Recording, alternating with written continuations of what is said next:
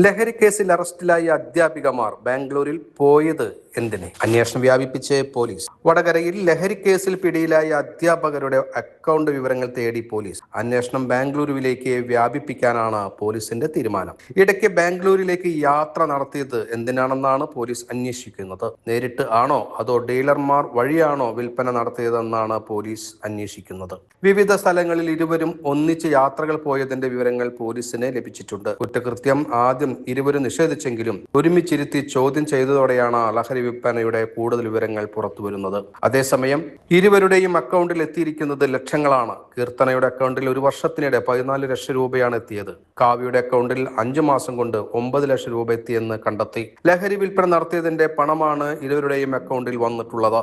പേരാമ്പ്ര BRCക്ക് കീഴിലെ താൽക്കാലിക അധ്യാപികരായ KC Keerthana, K Kavya എന്നിവരാണ് MDMA വിൽപ്പന നടത്തിയെന്ന കേസിൽ അറസ്റ്റിലായത്.